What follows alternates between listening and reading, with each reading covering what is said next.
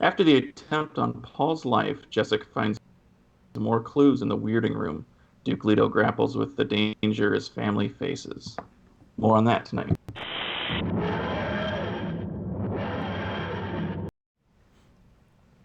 Hello and welcome to the Doctors Who Read Stuff. My name is Chris. I'm Chip. And I'm Brian. And we're picking up right after the attempt on Paul's life tonight. If we remember from last time, the hunter-seeker was in his bedroom. It almost got Mapes, but Paul has the reflexes of a cat and grabbed it. So this one really begins after that. Jessica's in a strange room that she discovers up at the top of the. Is it a castle? A keep? It's the compound that they're living in, but she finds a room that is just green and lush and has windows to filter in the right sunlight for things to grow, and it reminds her of being back on Caladan. So this, It's a very weird place for yeah, this sort of thing. especially, and I think she made the observation that it would, like, the water used to maintain everything in this room would sustain some crazy number of lives. But Yeah. the one thing that caught my eye was that she said there was filter glass designed to turn a white sun yellow. And I got to thinking, because anybody who's ever, done any comic book reading or watched the Superman movies or things like that, no, we have a yellow sun I because knew you were that's how going. Superman has his powers, Mhm. right? So then I Mm-hmm. got to thinking, Yeah, because it's right, not the red sun of yeah, I was Krypton, thinking, but what's a white sun? So I did some research. So our sun, Sol, is Ooh. a type G2V star. G2 is the second hottest of the yellow G class star. A white star are the hottest stars. They burn their hydrogen faster. Now, but Jessica and the Atreides are not from here. They're from Caladan. So Caladan, in hmm Frank Herbert's universe, actually orbits the Delta Pavonis star, which is 22% brighter than our sun. However, the effective temperature of its outer atmosphere is less than what our sun produces. So you could make the assumption that they're used to almost milder temperatures, maybe slightly milder temperatures on Caladan than what we have here. So that was where that particular rabbit hole took me. I just thought that was kind of interesting. yeah. I always picture Caladan's climate like Yeah, Seattle yeah. or Vancouver, something like Maybe that. Just maybe without kind of wet, Nirvana. chilly. Yeah. Yeah, Maybe they or missed the the grunge movement. Canadians. Wait, actually, well, I like the Coffee. Canadians. I wish that they would let us That'd be back into their nice. country, but So, someday. one of the things that I also found interesting was that there was a note for Jessica in this room, and that, Is it on a on yeah, the back of a yeah, leaf? Wasn't it? Yeah. So how the fact that I guess that's the Bene Gesserit way or skills, but the fact that she was able to find it and understand it, and then she shared it with Paul, wasn't it? yes, yes, she did. But what was interesting to me was everything that was in that note. So this was from Margot Lady Margot, Fenring, Lady Fenring. and she laid out basically the plot. Right, the son and the Duke are in danger. There's a Mm-hmm. defection of a trusted companion or lieutenant. The Harkonnen plans to give you as a gift to one of his minions, and which we saw in, I believe, the second part where Baron was talking to Piter. Uh, Fighter Piter Liberty. wants the Yep. Lady Jessica, so, and she Mm-hmm. also mentions that this conservatory is safe. And we know that because you can see that Thufir has been through this. Like, his mark is in there, so he's been in there and he's checked it. Um, Yeah. So this entire section is just interesting because at first, doesn't Jessica suspect that Leto had made this or yeah, built this room for her, and as a way to feel more at home? But then she finds this note, and in the note, Lady Fenring says, "I hope you find this room, or may this place give you as much pleasure as it's given me." So it's obviously been there for a while, because Fenring, or Margot Fenring, was she the Bene Gesserit that worked with the Harkonnens? I assume, that was placed there with the yeah, Harkonnens. yeah. So that whole just is it. I don't know. I find it very interesting. Because everything on this planet is really about how scarce a resource water is, and then you have this room where it's the Exact opposite, right? So Yep. I don't know. It's also And that's interesting. So, kind of going back to how we talked about how Herbert's basically laid everything out there as to this is going to happen, this is going to happen, this is going to happen. But it's really just to the reader that he tells this. Right. So then, as Jessica reads this note, she's still suspecting people.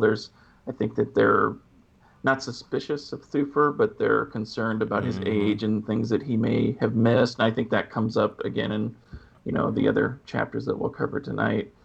And it's really seeding that distrust, or not honestly distrust, but concern about different family members who's going to betray each other. I think Leto at some point thinks, that they're pointing at the Lady Jessica, that she's going to be the one to betray him. We know that's not the case, but then, his heart's kind of Right. kind of getting twisted in knots, trying to figure out what is going on here. What is Well, the and plan? Paul even suggests offhandedly, he's like, well, could it be Yui? And then they're just like, no, not Yui. He's fine. nah, Yeah.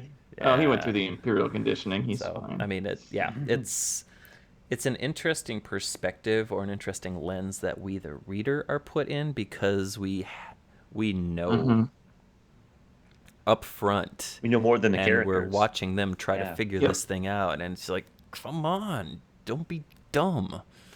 Yeah. But yeah, it's So it's truly a third-person omniscient point of view that he wrote the book in, so that we can see into everybody's minds, not just a handful of perspectives. So, Brian, I thought you were going to say something there too. Sorry if I jumped over Oh, you. no, you're good. I just I still kind of laugh, so this is where Paul enters, and he starts talking about, his encounter in his bedroom, and yeah, like they go down the rabbit hole of, all right, well, this is like a short range sort of probe. Why am I blanking on the name? But I'm thinking about, Hunter Seeker.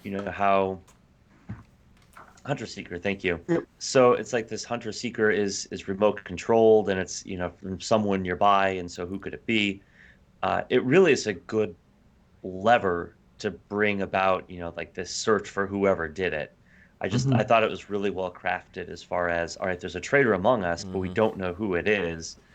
But I also kind of laugh because, there is so much, having read some Star Trek, having watched Star Trek for sure, they have all of these techie things, but it's kind of funny that even in Herbert's imagination, we didn't have autonomous drones or other things that would exist. Yeah, It's just that's kind of kind a of funny interesting. Yeah. observation that um, sci-fi goes in all different shapes and forms, and this hmm is kind of a cool way of like, Herbert was not trying to predict the future; he was just trying to Yeah. tell his stories. So And it goes back to the fact that he left a lot of technology out of it too. So it's just yeah, enough that this is remote controlled and it's used to assassinate, but it's not.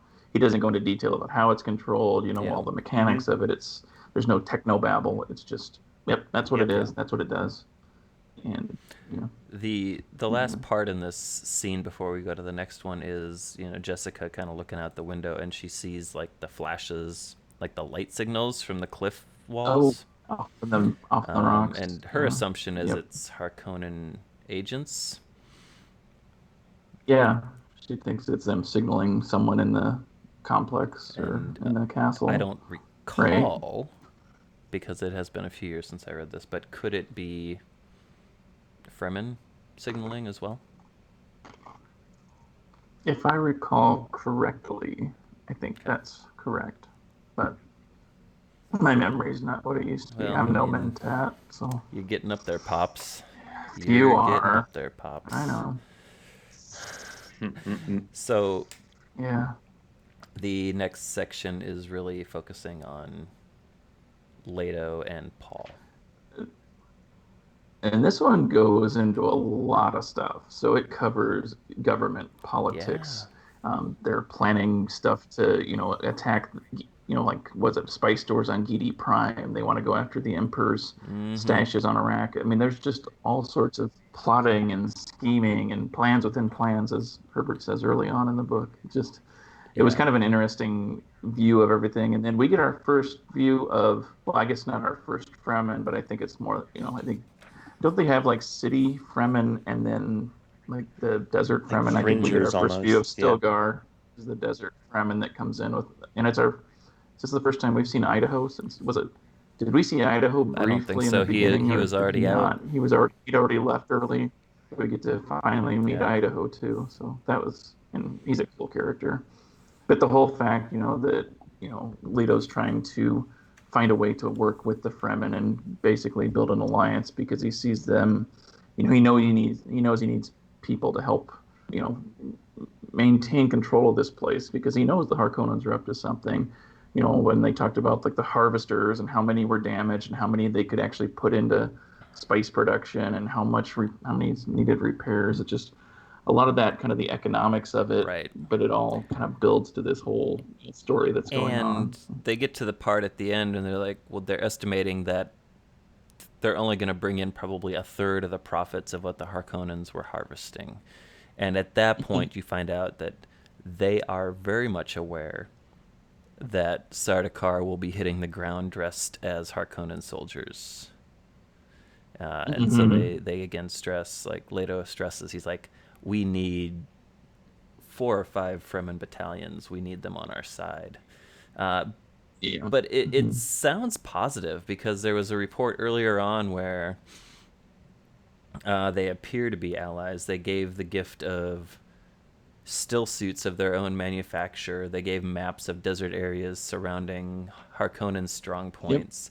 They've had, up to this point, accurate intelligence reports, and they even provided jewelry for the Lady Jessica, spice liquor, medicines, things like that. So things seem to be progressing well on that front.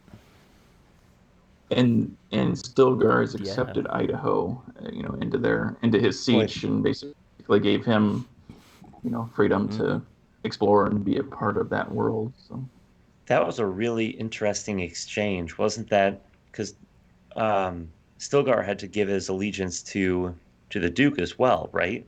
Am I jumping ahead? Nope, you're good. No, this was. I think this was the end of this chapter. So, but it was the end of this section that we were covering tonight. But it was the culture shock of him spitting. I thought that was a really everybody cool part where it's like, and oh my gosh, I can't believe you just did that. Spit at the Duke. Yeah. But then it's like, oh yeah, this is a planet where it's so dry that giving up one's moisture is like considered an ultimate sign of respect. And it's interesting because Idaho is like, oh, thank you for the gift of your water, Stilgar. In the sci-fi miniseries, which I've seen more often than I've seen the Lynch film, I know that like Stilgar spits, and it's Paul that figures it out and says that. So, just.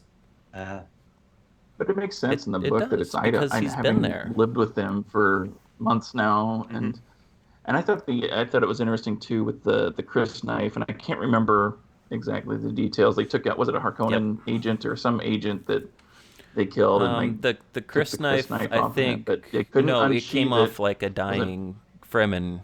The body that the agent killed. Yeah. Yep.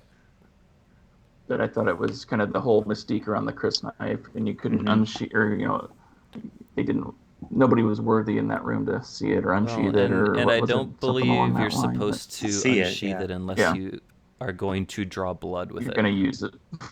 Because earlier when Mapes had hers, like Jessica ended up just like pricking her thumb before she resheathed it. So there's an entire set of like precedent and procedure around this crysknife, and it's fascinating. Mm-hmm. But I think the Paul's big takeaway at the end of this chapter, though, is really that he's sensing how desperate the situation and how just like cornered and trapped his father's feeling at this point, just based on like what he's saying and his body language and how he's reacting to certain things. And he's like, oh shoot, this isn't good. So Yep. it's kind of like that realization that things are not great, yet he's still, to an untrained eye or an eye that doesn't know him, projects this calm, confident leadership, which you have to do in that situation if you are in that position, I think. Isn't this the section too when Paul sees him as just a man too, that he realizes that his dad is human and flawed just like any other human, that he doesn't necessarily see him as not all powerful, but as this kind of intimidating father figure that can do no wrong. He sees him as just a man. Yeah. So, well, I thought there was a quote in there, but we'll have to find it for another episode. So I should have written it down. For the next episode, we're going to be hitting the next 3 sections of the book. The first one is the Duke and Thufir Hawat. The second one is the Duke and Paul. And then the third one is with the Imperial Planetologist Kynes and their trip out into the desert to catch the spice harvesting in action. So if you are reading along, following the discussion, we invite you to use the comment section. We would love to engage with you there. If you're just checking this out and you're like, oh man, this sounds like fun, pick up the book. It's very much worth it. And if you like what you heard, like what you're seeing, please click the like button, please click the subscribe button, and we'll be back next Wednesday with our next episode.